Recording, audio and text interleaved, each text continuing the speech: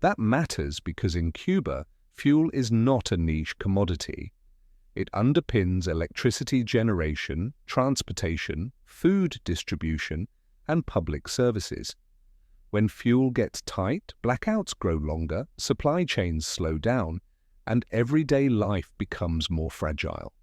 And in a system already strained by years of low growth and restrictions on trade and finance, fuel shortages can become a stress test for political stability. So today, let's walk through what was announced, what it's meant to accomplish, why it's happening now, and what the ripple effects could be across the region, including Colombia and Venezuela. Because in the background here is a bigger theme. The United States trying to reshape its leverage in the Western Hemisphere, using tariffs, sanctions, and diplomacy as connected tools rather than separate lanes.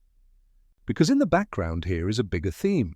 The United States trying to reshape its leverage in the Western Hemisphere, using tariffs, sanctions, and diplomacy as connected tools rather than separate lanes. We'll start with the core development, the tariff threat aimed at oil to Cuba supply lines. The policy, as reported publicly, is designed to raise the cost for outside governments and firms to keep shipping crude or refined products to Cuba.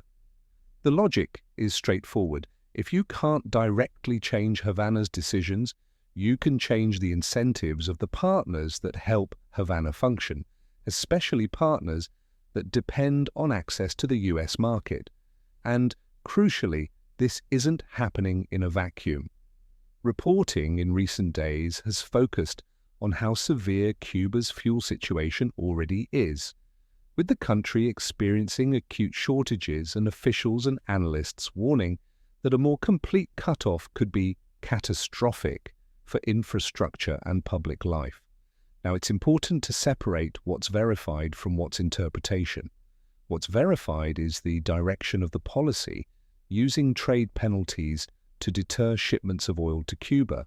What is more interpretive is the expectation that this alone will produce rapid political change inside Cuba, because the effect of pressure campaigns depends on a lot of variables: domestic resilience, alternative suppliers, enforcement, and how ordinary citizens and elites respond under strain.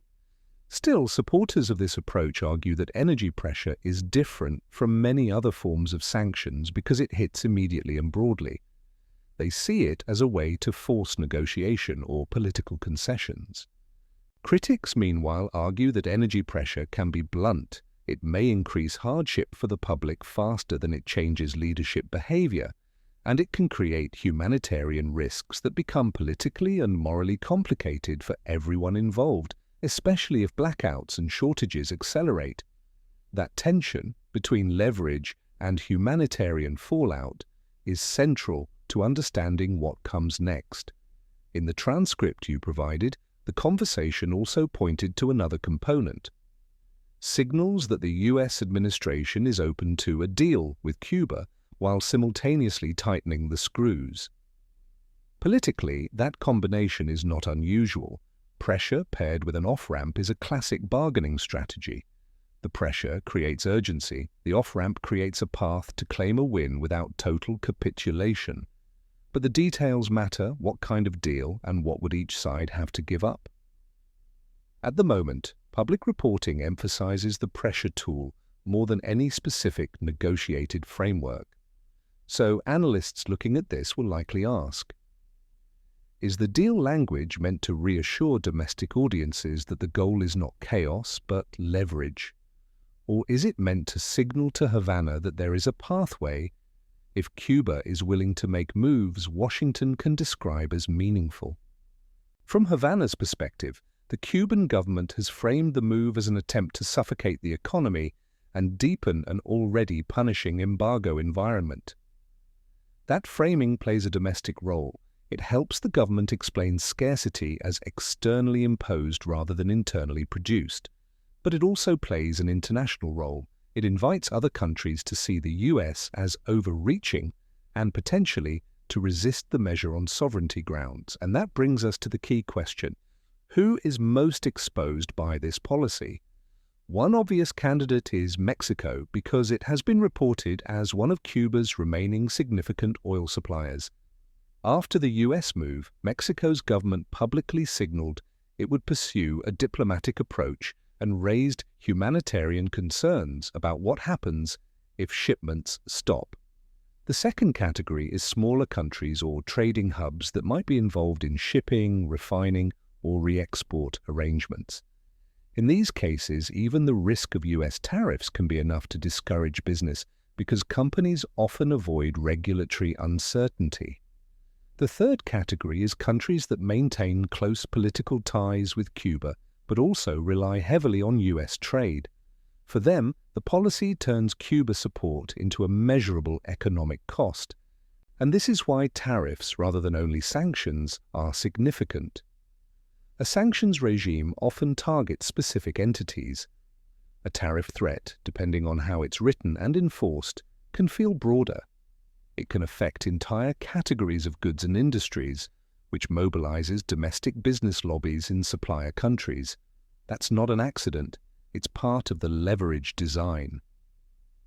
Now let's step back for the political background viewers need, because without it, the Cuba move can look like a standalone headline when it's really part of a shifting regional posture.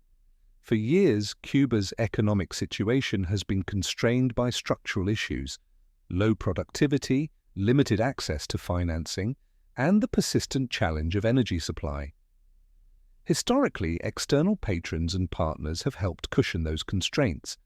In recent reporting and commentary, the idea that Venezuela's ability to support Cuba has been reduced and that alternative patrons are not fully filling the gap has been a recurring theme. So in that context, energy becomes the choke point. For Washington, focusing on the choke point can deliver several political benefits. First, it signals toughness to domestic constituencies, especially communities with strong views on Cuba policy, without requiring US troops or direct confrontation. Second, it forces regional governments to make choices. If you want close ties with Washington on trade, migration, and security, you may be asked to distance yourself from Havana materially, not just rhetorically. Third, it puts Cuba's government under time pressure. Negotiations are more likely when systems are strained and leaders fear loss of control. But for the same reasons, the strategy carries risks. If hardship worsens quickly, the US can be blamed internationally for a humanitarian downturn, even by countries that are not friendly to Havana but don't want to be seen endorsing collective punishment. If Cuba's government tightens internal controls in response, pressure could inadvertently strengthen hardline security logic rather than produce openness. And if Cuba finds alternative pathways, new suppliers, new financial channels, the US may have escalated without achieving a lasting shift. That's why, from a political strategy perspective, this policy isn't just about whether shipments stop, it's about whether the credible threat of economic pain changes decision-making across multiple capitals. Now let's move to the second major piece from the transcript, Venezuela, and the question of timing, what some analysts describe as running out the clock. Recent reporting describes an unusual and fast-changing scene. Following the US capture of Nicolás Maduro in early January, Venezuela's interim leadership under Delcy Rodriguez has announced reforms and prisoner releases, while critics argue the pace is slow and the end state remains unclear. One of the most consequential elements here is the release of political prisoners. Reuters has reported that more than 30 were released in one recent tranche, and that hundreds have been freed since early January, though rights groups say many more remain detained. Politically, prisoner releases can be read two ways. Supporters of the interim government can present them as the first concrete sign of de-escalation, proof that international pressure and internal recalibration are producing results. Skeptics, including families and rights advocates, may see them as selective and reversible, meant to relieve pressure without changing the deeper architecture of power. And that brings us to strategy.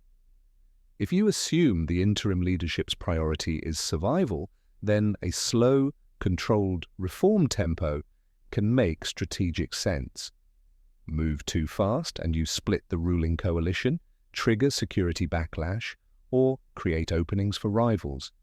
Move too slowly and you lose legitimacy, invite renewed sanctions, or fuel unrest. That balancing act also intersects with US politics. Some observers argue that Venezuelan leaders may try to make just enough gestures to reduce US pressure, while waiting to see whether Washington's attention shifts, either to other global crises or to domestic electoral cycles. That wait-it-out logic has been discussed in US media coverage as well. Whether that strategy works depends on two things: US staying power and Venezuelan internal dynamics. If Washington sustains pressure and sets clear benchmarks on elections, institutional changes, and human rights practices, then slow walking could backfire. But if US priorities shift, then incremental moves might be enough for Caracas to regain economic breathing room without major political transformation. Now, why does Venezuela matter in a video that starts with "See Beck, Venezuela"? So that brings us to the third piece, the scheduled meeting between Gustavo Petro. After months of tense exchanges, Trump and Petro are set to meet at the White House, with reporting suggesting the agenda includes drug policy, trade, and the broader relationship after a period of public sparring and threats. For Petro, the core political challenge is that he leads a country deeply tied to the US on security and trade, while also wanting to reframe drug policy and regional diplomacy in ways that distinguish him from traditional pro-US leadership. That's a tricky needle to thread. For Washington, Colombia is a pivotal partner. It's central to narcotics strategy, migration management, and regional security. A breakdown in that relationship creates second-order problems, meaning the US has incentives to stabilize ties even while projecting toughness. So the Petro meeting can be seen as part of a broader effort to keep key partnerships functional while applying pressure on governments Washington sees as adversarial or destabilizing. Now, let's pull these strands together and talk motivations, what each major player plausibly wants, and where the risks sit. For the Trump administration, the most plausible motivations include demonstrating resolve in the hemisphere, especially early in a term when administrations often try to set a tone. Rebuilding deterrence, making an example of a policy tool, tariffs, that can be redeployed elsewhere. Driving wedge dynamics, forcing supplier countries to choose between relations with Cuba and economic exposure to the US market. Creating negotiation leverage, tightening conditions while leaving room for a deal that can be marketed as a win. For Cuba's government, plausible motivations include preserving internal control during a period of hardship by framing scarcity as externally imposed, seeking alternative supply routes and financial channels to survive immediate shortages, internationalizing the dispute to win sympathy and potentially encourage third countries to resist US demands. For Mexico and other potential suppliers, the motivation is often less ideological and more practical, avoiding economic penalties while managing domestic political expectations about sovereignty and humanitarian responsibility. For Venezuela's interim leadership, motivations may include reducing sanctions pressure and restoring oil revenue, managing elite cohesion, keeping security services and political factions aligned, controlling the pace of political opening to avoid losing the center of power. And for Colombia, motivations likely focus on keeping relations with Washington functional because the costs of rupture are high, shaping drug policy discussions in a way that supports Petro's domestic agenda, preventing regional instability, especially given tensions near borders and the broader volatility in the region. Now, the broader political implications. In the short term, the biggest immediate implication is humanitarian risk in Cuba, if fuel supply tightens further. That doesn't automatically translate into political change. Sometimes it does, often it doesn't.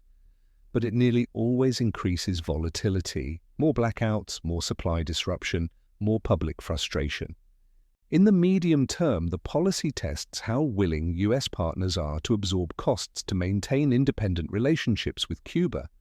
If key suppliers step back, the policy works in a narrow sense. If suppliers hold steady and find ways around it, the US may face a choice: escalate, negotiate, or accept limited impact.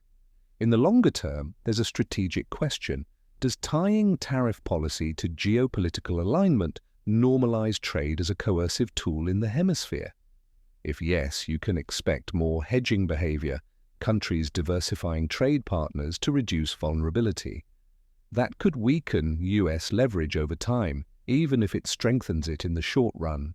There's also a regional governance implication. If pressure campaigns are perceived as producing humanitarian harm without clear political outcomes, they can become rallying points for leaders who position themselves as resisting US dominance, especially in Latin America, where historical memory of intervention shapes public debate.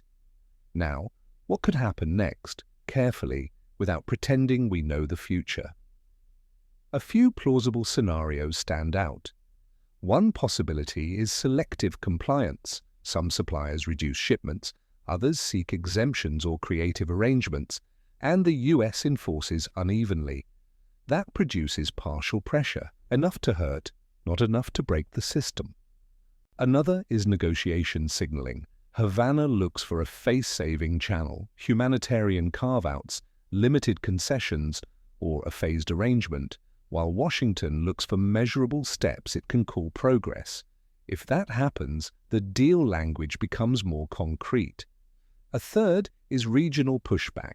Countries affected by the tariff threat collectively criticize it or seek workarounds, arguing sovereignty and humanitarian concerns. Mexico's emphasis on diplomacy is an early example of how this could unfold. And a fourth is domestic tightening inside Cuba. If pressure intensifies and protests grow, the government could respond with stronger controls rather than liberalization.